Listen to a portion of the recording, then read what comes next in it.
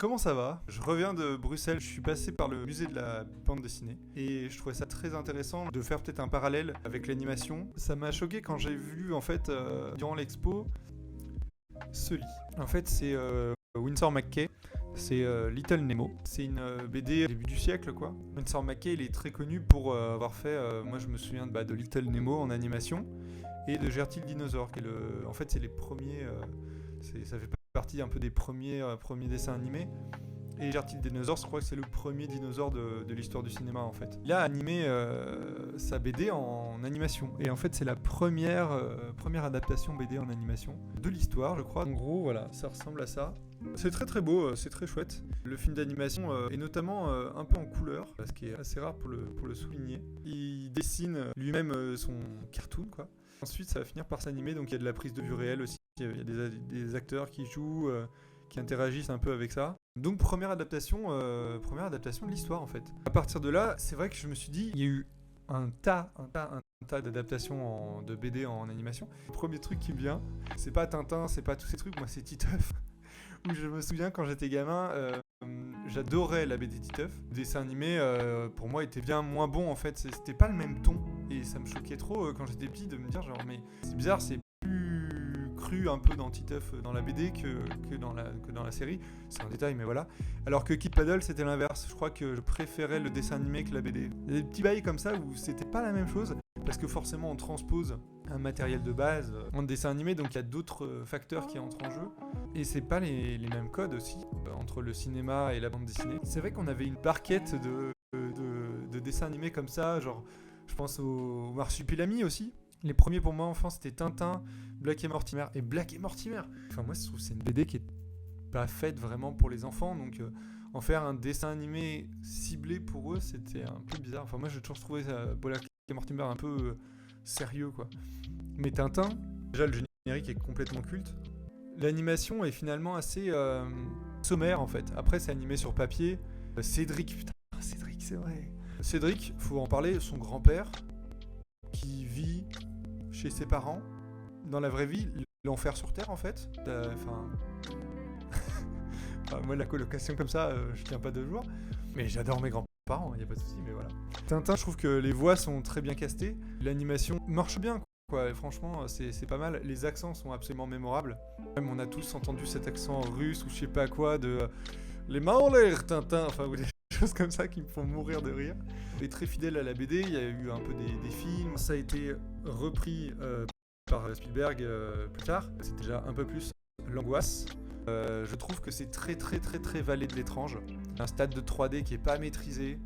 Enfin, qui est un peu précurseur à son époque, mais on voit ça là maintenant, un peu bizarre. Franchement, c'est un peu bizarre. Les adaptations qui veulent se rapprocher de vrais humains en live action de bande dessinée, c'est très bizarre, je trouve, des fois, l'envie qu'on a de redécouvrir, de pas se contenter de la BD, en fait. Des fois, le matériel de base se suffit à lui-même et que sinon, on a ce genre de choses un peu étranges. Et évidemment, il y a des exceptions et il y a des choses super cool qui ont été faites, qui vont être faites aussi. Il y a des projets qui me hype bien, mais bon, là, sur ce film, ça me cringe un peu, quoi. Genre, un peu malaise. En fait, c'est le même problème avec Marsupilami d'Alain Chabat, en fait. C'est cette idée de faire le Marsupilami en vrai. Ça marche pas, le Marsupilami en vrai, en fait. Vu que ça marche bien parce que c'est une BD. En fait, je trouve ça de mauvais goût. C'est comme les Pokémon en Détective Pikachu, là. Genre en fait c'est de la 3D donc venez on met des poils partout et leurs yeux ça devient des yeux d'animaux. Ouais ça fonctionne, ouais, c'est horrible. Ça me fait penser au premier trailer de Sonic, le film. Les animations de la femme Marsupilami, les yeux qui sont pas les mêmes effectivement, c'est un choix de faire des yeux de singe. Genre, il y a eu plusieurs séries Marsupilami, c'est pas incroyable, genre la BD est quand même de Franquin est quand même astronomiquement au-dessus tu vois. C'est sympathique, quand on met pas le matériel de base, le Marsupilami il est un peu attachant. Ouais, dans le même esprit que Yakari. Ouais, c'est un peu cette période, j'ai l'impression qu'ils reprenaient toutes les BD franco-belges et ils en faisaient à l'appel. Il y a une autre série Marsupilami, graphiquement c'est pas la même chose, celle-là est plus récente. Et c'est avec un petit garçon. Alors, les enfants ils sont trop cons pour s'identifier à un personnage d'animal qui n'existe pas. Du coup on va mettre un petit garçon pour qu'il ressente bien qu'il y ait un lien et que voilà. Mais du coup durant l'expo, ce que j'ai pu voir, il prépare une autre série Marsupilami. On est habitué à avoir de la très mauvaise qualité dans ses lives. Alors là, attention les gars, c'est ce que j'ai enregistré à l'expo. C'est une série qui est en préparation avec les 3 enfants des Marsupilami. C'est de la 3D pour le coup. Je vous avoue que moi ça m'a mis le doute si c'était une série ou un film, ce qui est bon signe. En fait, ce qui m'a mis le doute, c'est la mise en scène que je trouve assez ambitieuse. C'est quand même un seul plan. Après il peut y avoir des triches et tout, mais un seul plan de course-poursuite avec dans une ville et tout, avec la queue qui arrête pas de tourner. Enfin, franchement, moi j'étais impressionné, ça le fait grave quoi. Après, graphiquement, les textures sont pas forcément là, ça reste le budget d'une série quoi, mais par contre au niveau de la mise en scène c'était pas mal. Les personnages ont l'air très très clichés, hein. Le personnage de la fille, elle a le nez rose parce que c'est une fille, elle a un petit nœud, alors ça, mais ça devrait être interdit, on est en 2023, on en est encore à mettre des nœuds roses dans les cheveux des filles, enfin... Le jaune... ça a l'air d'être un peu le héros casse-cou. Celui qui est noir, c'est le plus celui qui est un peu jovial. Mais bon, remarque que les garçons n'ont pas de casquette, hein, donc c'est déjà pas mal. Mais c'est une série qui est prévue en 2023. Voilà, c'est avec Belle Vision, le studio d'animation. Il y a des premières images qui avaient été diffusées au Cartoon Forum de 2019. Elle est réalisée par Philippe Vidal, qui a fait Garfield et compagnie, et Boule et Bill, habitué aux adaptations BD. On se souvient tous de la série des Schtroumpfs. On se rappelle aussi très bien, mais on a voulu l'oublier. Donc sur les Schtroumpfs 2, là, on est sur un taux de cringe qui est quand même assez élevé. Ses yeux, mais ses yeux quoi, ses oreilles. C'est Toby l'elfe de la maison, mais c'est tellement ça. C'est des billes, c'est clairement des billes, hein, avec des petits cils. Je sais pas si vous voyez, mais il y a des petits cils éparpillés de manière égale. C'est malaise. Alors les oreilles sont à mourir de rire parce que dans la BD, effectivement, ils ont des oreilles stylisées quoi. Et c'est pas possible de faire un truc pareil. Là, objectivement, hein, c'est de très très mauvais goût. Ça retrace aussi quelque chose qui est une belle idée de merde, hein, il faut le dire. C'est et venez, on prend des personnages qui n'existent pas et on les met dans la vie réelle actuellement. Qu'est-ce que ça donnerait? C'est l'idée de Hocus Pocus 2, tu vois, typiquement. Genre, c'est quelle idée nulle, mais nulle. En fait, il y a toujours des blagues par rapport à... Je sais pas si c'est le cas dans ce film, mais par rapport à la technologie. Genre, les personnages, ils savent pas se servir d'un téléphone. Et oh là là, c'est trop drôle. Marre de ça, on en a marre. Alors que la série, elle était cool. Le générique, il était sympa. Voilà. Il y a eu plein d'autres adaptations. On peut les passer tous en revue, mais... Il y a eu Corto Maltese. Il y a eu Lucky Luke, qui a eu pas mal de films, en fait, et de séries. Je parle en animation. Voilà, il y a eu la série Spirou et Fantasio aussi. Il y a la série Gaston Lagaffe, qui m'avait choqué à l'époque, et elle me choque toujours aussi un peu. Là, pour le coup, moi je trouve que c'est presque de la BD animée. On a pris les dessins de Franquin, on les a redessinés, on les a fait en marionnettes pour pouvoir les animer. Ça fait très... c'est BD interactive un petit peu, où vous pouvez faire défiler, il y a des petits effets ou des choses comme ça. Ce sera de toute façon toujours moins bien que la BD, hein. Genre la BD, elle est... Pour moi, c'est la meilleure série de Franquin, c'est Gaston Lagaffe. Hein. Et c'est très lent. Oui, je pense que c'est lié aussi que c'est de l'animation en pantin. Il y a des interpolations. Par contre, oui, c'est clairement le matériel de base.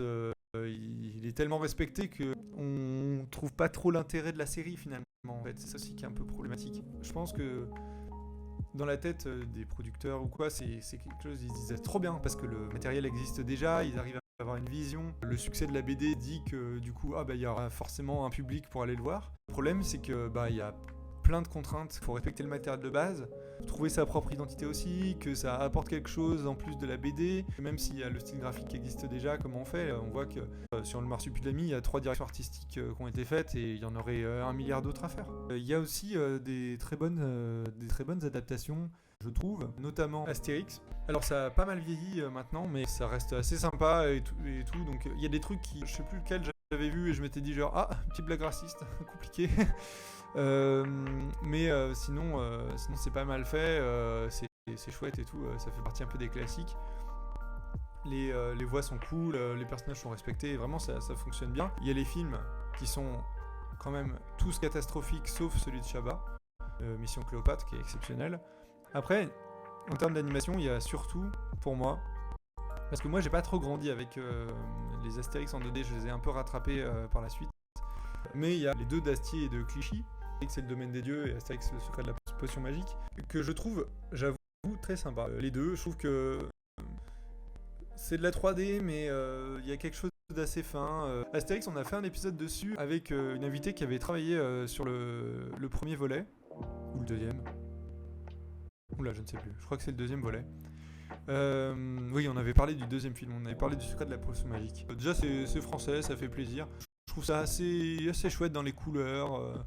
C'est pas parfait. Il y en a qui aiment pas trop non plus. J'avoue que je trouve ça sympa. Il y a des blagues qui fonctionnent bien. Il y a une blague avec Jésus qui m'a fait mourir de rire. Et il y a des petites choses aussi où, par exemple, dans le respect par exemple, du matériel de base, cette idée de quand ils se battent, ça fait un nuage un peu de fumée avec des bras qui sortent des têtes, des pieds, des choses comme ça. Et ça, c'est typiquement issu d'une case de BD. Et le faire en animation, je trouve ça toujours assez drôle de réutiliser cette chose-là. Typiquement un truc qui marcherait pas du tout dans un film parce que ça nous sortirait complètement. On a eu Persepolis en 2007 de Marjane Satrapi et de Vincent Paronneau. C'est un classique de l'animation. C'est hyper actuel encore maintenant et moi ça m'a fait un peu écho avec la sortie des Hirondelles de Kaboul. Je vous montre quelques petits films. Il y a de Yopougon. C'est pareil, c'est adapté de la BD. Ce côté très dessiné, les ambiances colorées sont chouettes et tout. Ça a l'air vraiment sympa. C'est sorti en 2013, donc là, voilà. Ça a 10 ans finalement. Donc, en adaptation BD, il y avait Le Chat du Rabbin, Petit Vampire de Johann Sfar. Les films de Johann Sfar, c'est un peu le bordel, faut le dire. Sans nom, on sent que le mec il a des envies, mais que en termes de scénario, ça finit toujours un petit peu en queue de poisson. Fin du Chat du Rabbin, c'était en mode ah, c'est fini, ok, d'accord, bon bah. Après, moi j'aime bien visuellement Petit Vampire. Le Chat du Rabbin aussi. On a fait un épisode de Pause Clé où on a eu Julien qui était venu nous raconter un peu les coulisses de la production. C'est assez mémorable, on s'est beaucoup marré. Et ça a été un bordel absolu à réaliser. Et c'est plein d'erreurs, ça va très très très vite. C'est bon.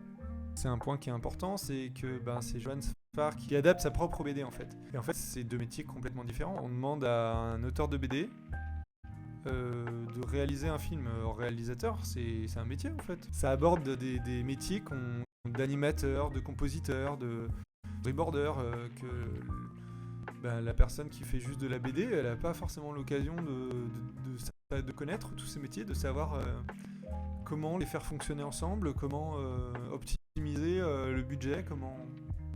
Il y a plein de trucs qui rentrent en compte. Il y avait une série d'ailleurs, Petit Vampire, qui était beaucoup plus proche visuellement de la BD de Johann Sfar, mais qui était moche. Enfin bon, clairement, on dirait une BD on dirait un truc fait sous Paint quand même. Ça, c'est quelque chose dont j'avais pu parler avec Jérémy Perrin. D'ailleurs, s'il nous regarde, je lui fais un coucou. Alors, Jérémy Perrin, il a réalisé Last Man, la première saison, qui est vraiment cool, et qui est aussi une adaptation du coup de la BD et du manga de Vivez, Balak et Salanvide. Il a aussi bossé sur Petit Vampire, le film, donc en tant qu'animateur. Il a bossé sur Le Chat du Rabbin, mais pour le pilote. Il a fait aussi Les Sardines de l'espace. Il a été scénariste, réalisateur, mais c'est un projet qui est tombé à l'eau. Il a fait du storyboard sur Silex and the City. Donc j'ai pu parler avec Jérémy Perrin, qui a bossé sur pas mal d'adaptations de BD en animation, qui avait un avis assez intéressant là-dessus. C'est pas nouveau en fait que la BD est adaptée en animation. Et il y a le même problème d'ailleurs en livre jeunesse. Moi je bossais sur une série qui s'appelle Chien pourri, qui est adaptée du livre jeunesse du même nom. Je pense que les producteurs, on en parlait, donc il y a déjà un visuel, donc ils arrivent à se projeter peut-être plus facilement. C'est aussi pour eux potentiellement une prise de risque de financer un projet qui est nouveau en fait. L'autre, imaginons la BD, elle a eu du succès et tout, il y a des personnages qui existent, ils se disent il y a un public qui est là, on va pouvoir avoir un retour sur investissement quoi. Alors que si c'est un nouveau projet, on se dit je sais pas sur quoi je vais tomber, alors que potentiellement le métier de la personne c'est réalisateur ou réalisatrice. Potentiellement elle a des idées, elle a un scénario, elle a une équipe.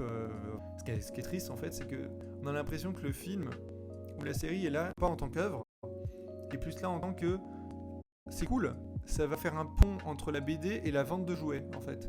Et c'est un peu le problème, c'est que des fois ça se sent à 1000 km que telle série elle est faite juste pour l'exporter le plus possible, toucher un nouveau public, l'exporter dans le monde entier ou des choses comme ça pour pouvoir vendre des goodies, des peluches ou des choses comme ça. Pour le coup, je vais complètement paraphraser ce qu'a dit Jérémy Perrin parce que je trouvais ça hyper intéressant et et je pourrais pas le dire mieux. J'ai souvent l'impression qu'on ne fait pas confiance aux dessinateurs et dessinatrices du métier pour créer des histoires ou univers de toutes pièces. C'est plus difficile. En revanche, pas de problème semble-t-il pour faire passer un dessinateur BD sans aucune expérience au rôle de réalisateur. Chez nous, la BD occupe un rang supérieur à l'animation. Les deux sont souvent comparés ou mis en relation parce que les deux sont narratifs et utilisent le dessin, quoique pas forcément en animation. Mais c'est superficiel, car leurs langages n'ont rien à voir. La BD, c'est le langage de la BD, c'est un langage propre. Et l'animation, c'est le langage du cinéma. La BD, il y a des bulles, il y a les cases, et ça doit respecter un sens de lecture qui est propre à la lecture, en fait. Alors que le cinéma, c'est des cadrages. Il va aussi essayer d'encourager la création originale en refusant des sujets d'adaptation, en fait, pour privilégier les projets originaux. J'ai hâte de voir ça, en vrai, ça peut être vraiment cool. En vrai, ça ne disparaîtra jamais, les adaptations de BD en animation, mais après, il y a des projets qui arrivent fort. Moi qui me hype vraiment, c'est Bergère guerrière, Amélie Fléchet. Amélie Fléchet, si jamais elle nous écoute, je suis absolument fan. je suis même pas fan, en fait. Je suis jaloux. En fait, j'aurais aimé avoir ces idées-là et ces dessins, en fait. Il y a le scénario qui est avec Jonathan Garnier. Ils ont fait un peu de promo sur Insta, donc ils ont animé un peu les couvertures. Et ils montrent un peu des chara-design qui respectent énormément le matériel de base. Bergère guerrière, en lisant la BD, je voyais le film ou la série qui pouvait être faite. En fait, je trouve que ça fonctionne hyper bien, tant les designs. Les designs, je trouve, ils sont un peu faits pour l'animation. Et c'est tout rond, c'est très... c'est des designs, ça aurait pu être pour un film d'animation à la base, quoi. Pas forcément une BD. Les décors sont absolument somptueux. En fait, ma seule réserve que je peux avoir, c'est que... Est-ce qu'ils vont avoir cette qualité-là au rendu final ? Moi, je pense pas. Parce que, en termes de décor, c'est possible. En termes d'animation, on attend de voir. Il y a eu Toby Loneless, par exemple, qui est en production. Et le truc, c'est qu'à la base, ils ont sorti un trailer magnifique. Franchement, visuellement, c'était à peu près ça. Après, dans la réalité des faits, il a fallu respecter un budget. Donc, ça a été des marionnettes qui ont été construites et du coup c'est plus de l'animation en 2D. L'animation est forcément plus rigide, c'est moins sensible, quoi. Après on va voir un peu le résultat, mais par rapport au trailer, il y a une forte différence et c'est normal. C'est des projets, je trouve, où on sent qu'ils veulent mettre vraiment de la qualité dedans. Je vous invite à suivre le compte Instagram si vous voulez voir un petit peu ce Bergère guerrière. On peut aussi noter Nimona, c'est un comics à la base qui suit un personnage féminin et graphiquement ça n'a rien à voir par rapport à ça. Là, ça fait très rendu arcane, on va dire. C'est un peu mélangé, voilà. Le truc, c'est que un peu marre de voir ces chara-design, un peu marre de voir ces yeux-là tout le temps. Je crois que ça voit le jour en 2023. C'est ça sur Netflix et c'est de Nick Bruno et Troy Quain. Nimona, à la base, c'est ça. Genre, visuellement, il y a un gouffre. Moi, je trouve que par exemple, cette BD, elle fonctionne très bien en BD. Je vois pas trop ce qu'ils vont faire, à part détourner le médium de base pour faire son propre truc, et je pense que c'est ce que va faire Netflix. Je vous montre quelques planches, vous voyez, c'est très... Ouais, l'univers graphique aux antipodes. Complètement. Je pense que la plupart peut-être des gens préfèrent ça. C'est plus catchy à l'œil, c'est plus... Il y a une espèce de petit glow-up, on va dire. En fait, moi, je suis un peu à la recherche d'originalité, et du coup, c'est pas forcément ce que j'ai en voyant ça. Après, à voir. Hein. Il y a à noter aussi que certaines BD, vous ne les verrez jamais adaptées en animation. C'est le cas de Calvin et Hobbes, où l'auteur, Bill Watterson, il a refusé catégoriquement que sa BD, elle soit adaptée. Côté américain, j'en ai pas parlé, enfin, à part pour les Schtroumpfs ou Spielberg, mais ils ont l'habitude, du coup, de reprendre, de soit réadapter des grandes BD franco-belges en 3D super moches, soit d'adapter leur propre BD, donc les comics. Donc ça va être...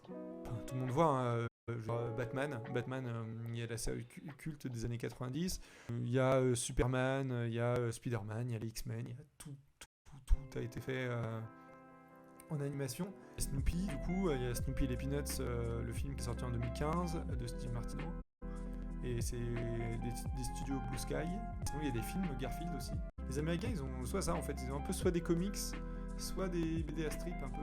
Il y a des films assez récents aussi français dont j'ai pas forcément parlé. Il y a le film Sam Sam. J'aimais bien la BD quand j'étais tout petit, avec sa Sam Soucoupe. Il est très mignon. Il a un ami qui est un extraterrestre. Et ils ont fait un petit rendu un peu pâte à modeler, comme ça. Et il y avait le film Zombilenium aussi, d'Arthur de Pince et Alexis Ducor. Et donc c'était adapté de la BD d'Arthur de Pince. Et le film est grosso modo très moyen. En fait, on ressent vraiment le manque de budget, je trouve. Il y a un choix qui a été fait de faire de la 3D, qui est pas forcément mauvais, je trouve qu'il va assez bien avec le style d'Arthur de Pince. C'est un peu vide. On sent le manque de budget parce que les lumières sont pas incroyables. Ça manque de plans un peu iconiques où tu pèses l'action et que ça prend de l'ampleur. Il y avait un plan, par exemple, un personnage tombe. Il y avait un plan de lui qui tombe de loin. Ça manque d'un... Enfin, je sais pas... Un truc un peu où tu le ressens, la chute. T'es plus un truc un peu plus investi. Ça manquait un petit peu d'audace ou tout truc comme ça. Après, c'est pas un mauvais film. On passe un bon moment, mais c'est un peu passé à côté, quoi. C'est un peu dommage. J'ai l'impression qu'il y a plus de liberté ou de lâcheté prise sur le graphisme en BD qu'en animation, sûrement la question de la technique. Alors c'est un vrai sujet, effectivement. La BD, tu peux tout faire en termes de dessin. Si tu as le temps, le budget et tout pour le faire, tu peux faire ce que tu veux en BD. En animation, il faut que ça reste animable. Tu peux pas te dire, je vais faire un long métrage et puis ça va être en fusain et papier crépon tout le long, en fait, pendant 1h30. Bah non. Parce qu'en fait, t'as une équipe à gérer, imaginons, t'as 50 personnes qui bossent sur le film, ce qui est pas incroyable. Vas-y quoi, va gérer tout ça. Ça reste quand même assez cadré pour que tout le monde puisse respecter le style du film ou de la série. La série, c'est encore autre chose, parce qu'il y a encore moins de budget et il faut vraiment que tout le monde soit... Enfin, il y a des rendements, voilà. Alors, j'ai pas parlé de toutes les séries, j'en ai retracé déjà pas mal. Il y a une série Lou qui a été faite aussi. Il y a la série des mini-justiciers, une série Captain Biceps aussi qui avait été faite. Donc toute la bande de Glénat, de Tcho le magazine, là, ils ont été faites. On peut peut-être finir sur Moutafoukaz, qui est sorti en 2018, qui est complètement passé à la trappe, alors que la BD éditée est très très chouette. C'est la voix d'Orelsan et Gringe, c'est Ankama qui a la production. La BD de base fait un petit peu comics, en fait, le dessinateur il a ce côté-là. Un film un peu étrange, parce que donc du coup c'est un peu, vous voyez, un peu animation japonaise, dans le graphisme, des choses comme ça, ce qui est une bonne chose, hein. Moi j'aime beaucoup, graphiquement c'est assez chouette. Je sais pas si c'est le scénario ou... en fait le doublage est raté. C'est Orelsan et Gringe, je sais pas si vous avez vu, jamais Orelsan n'a fait la promo pour Moutafoukaz, ou alors c'était express quoi. Et en fait c'est normal, je pense qu'il avait pas envie de le faire, ou je sais pas, mais c'est raté. Alors que Orelsan et Gringe, ils ont joué dans Bloqué, ils ont fait d'autres doublages, etc. Là, ils y croient pas, quoi. Genre, c'est chaud, hein. Franchement, c'est chaud. Ils jouent super mal au début, surtout au début du film, c'est compliqué. Après, l'animation est, je trouve, assez chouette. Ça change vraiment de ce qu'on voit dans le paysage cinématographique en termes d'animation. Et Ankama, ultra sous-coté. Leur film se passe toujours à la trappe. Je sais pas s'il y a une mauvaise distribution. Je pense que c'est une mauvaise distribution. Tous leurs films, ils ont fait quand même Dofus ou des choses comme ça, qui sont des bons films. En tout cas, Ankama, penchez-vous sur leurs films. C'est des chouettes films d'animation à rattraper. Pas forcément exceptionnels ou quoi, mais par contre, vraiment à découvrir et vraiment sous-coté. J'ai grosso modo dit ce que j'avais à dire là-dessus. Moi, je vous dis à la prochaine, en tout cas. Gros bisous, à plus.